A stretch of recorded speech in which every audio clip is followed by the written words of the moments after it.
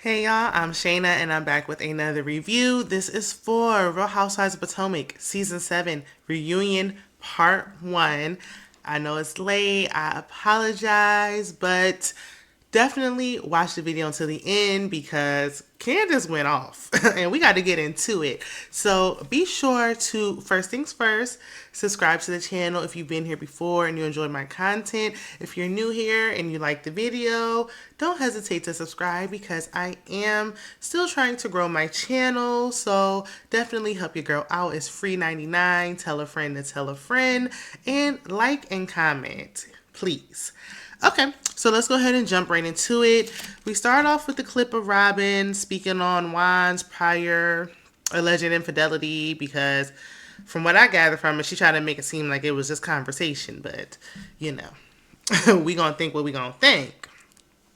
And she and Gizelle, they were soliciting their Patreon, and y'all keep saying y'all think Robin ain't gonna be back next season. If Robin wasn't gonna be back next season, why on earth are they talking about her Patreon?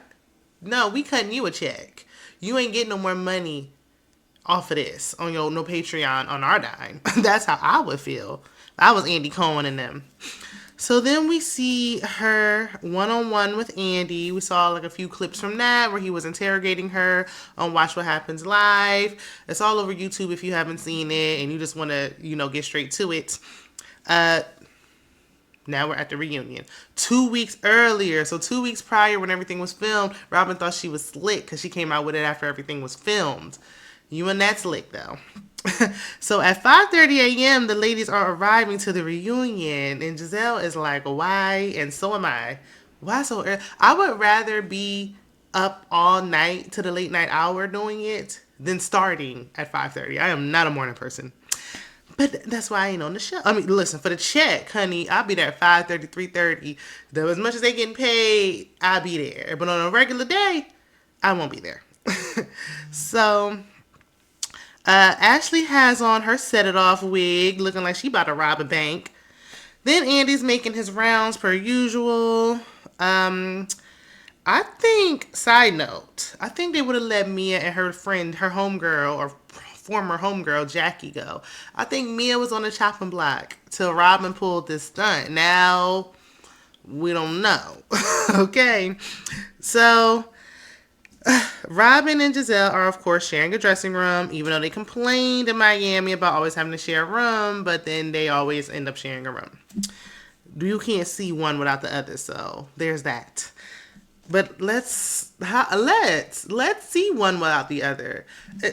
To be quite frank, y'all keep saying Robin should go for what she did. No, Gizelle should go because she don't got, besides stirring up fake drama, ain't nothing going on. Let Gizelle go. Robin's more fun to hang around when Gizelle ain't there anyway.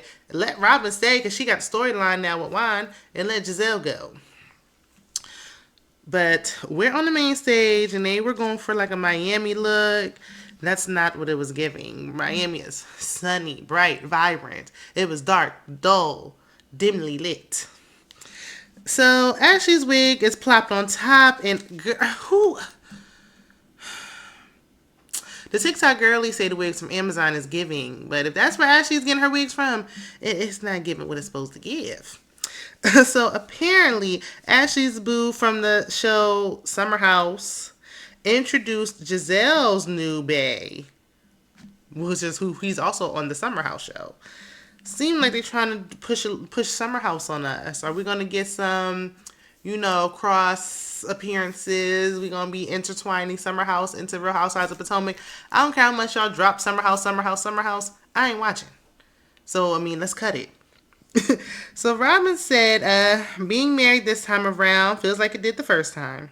And that's sad and unfortunate because it seemed like it was awful the first time. That's why you divorced. So I don't want to do it a second time and it feels just as bad as it did the first time.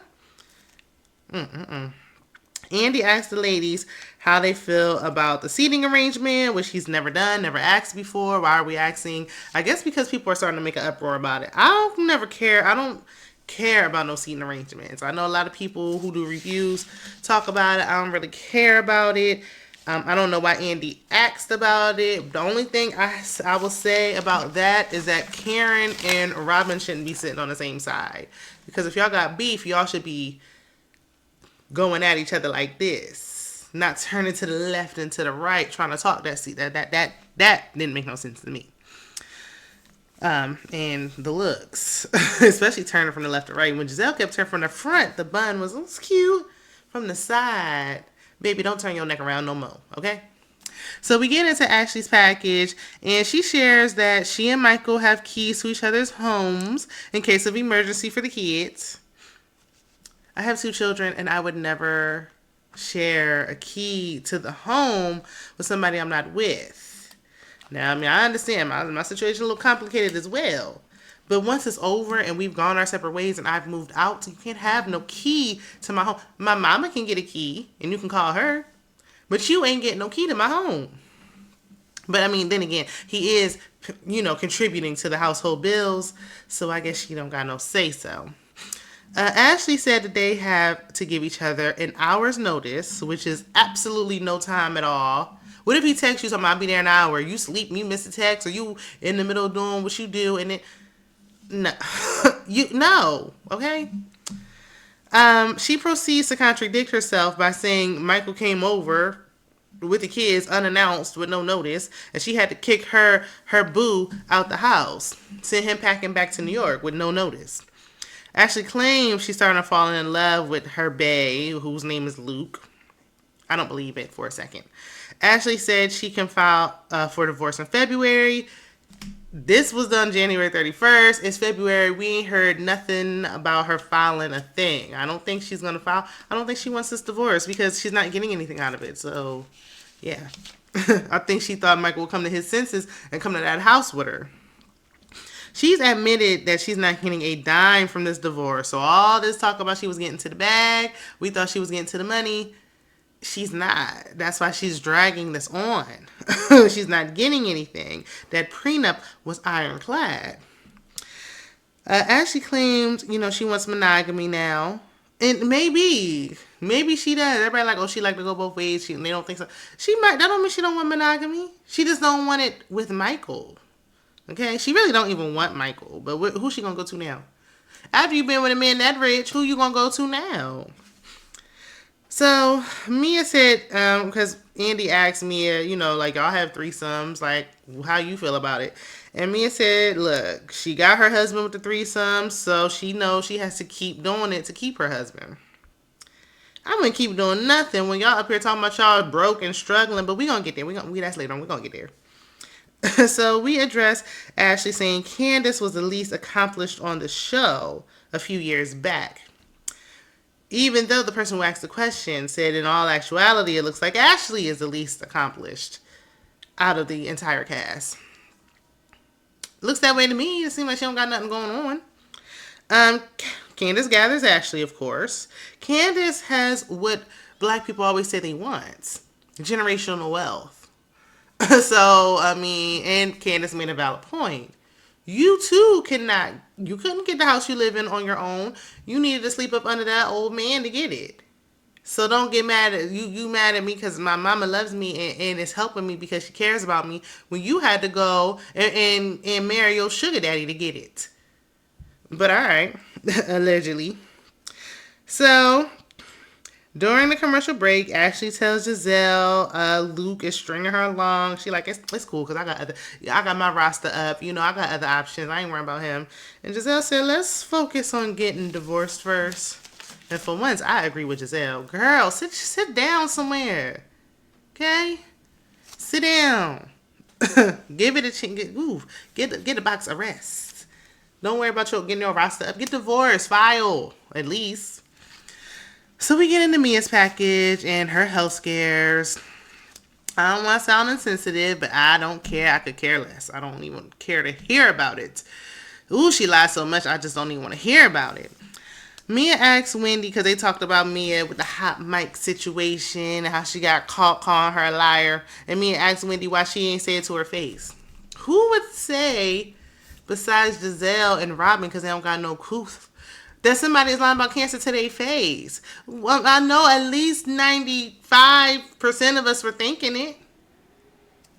So, yeah, and everybody was acting like, ooh, not me. I don't say talk behind people's back. I know everybody does.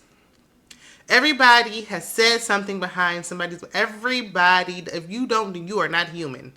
Because everybody has said something behind somebody's back. So let's cut the BS. Cut it. No, she's not gonna say it to her face. She was talking to her friend.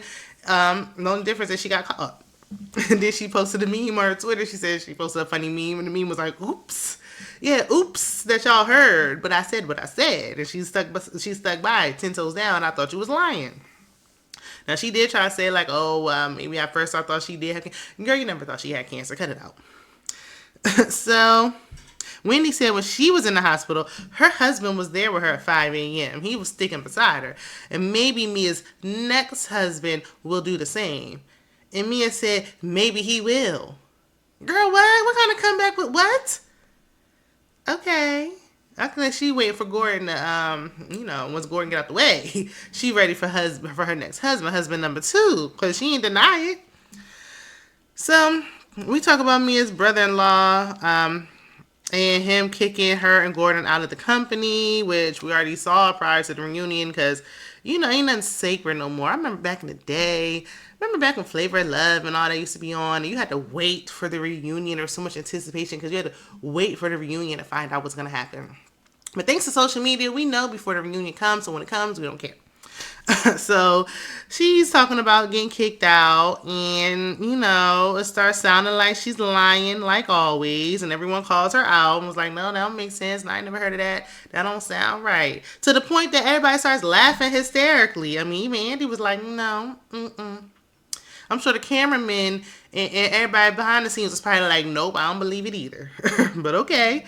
Mia gets upset that no one believes her alleged lies. And she like, if y'all gonna laugh, I don't want to talk about it. You can't get mad because nobody believes you. With your track record, I mean, it ain't even making sense. The math ain't mathing. So Gizelle puts on her producer hat / investigator hat and claims it looks like embezzlement. Ooh, that's a hefty claim. She said it looks like embezzlement because they spent so much money on that rental house and etc. And, it was looking a little shady. Reasonably shady. Pun intended. So, Mia said they have several rental properties. They rent in Charlotte. They rent 2 places in Charlotte. They rent in Potomac. They rent everything. She was like, yeah, we had to rent all these places because we're bi-coastal. And again, everybody was in confusion. It was giving confusion. Because what? Bi-coastal. That's like when people be like, oh, I don't know, I'm going from Atlanta to Augusta. And when they got a plane in the bio. And it's like, no, wait a minute now. You ain't flying nowhere. You driving to the next city. So I'm like, hold on. It's on the same coast. You can drive there. So you don't even need to get on the plane. Like, it's a quick little drive. You can drive there and get there in a few short hours. But she's like, I mean, but we do fly to the East Coast and the West Coast and whatever, same thing. It ain't the same thing. Liar, liar. Pants on fire. And why do you have 2 properties that you're renting in Charlotte? Charlotte ain't that big. Mia said they're staying in a penthouse. I thought they own a penthouse. That's why they went back to it. But she said they renting that too. All this money they spending on rent, they could have bought a house by now. Not buying a house, not buying a home. They could have bought it. Would have been paid off. Only had to pay the taxes on it. So Andy asked Gizelle how she feels about Mia's openness on social media because she's so private. Too private. She's too private, and that's why she shouldn't be on the show. During the commercial break, Gizelle asked Andy if he's ever been with a woman. Why did we need to see that? Why do we need to see this? It don't got nothing to do with anything that's happening on the show. But I guess we got to get into Andy's business because we can't get into Gizelle's.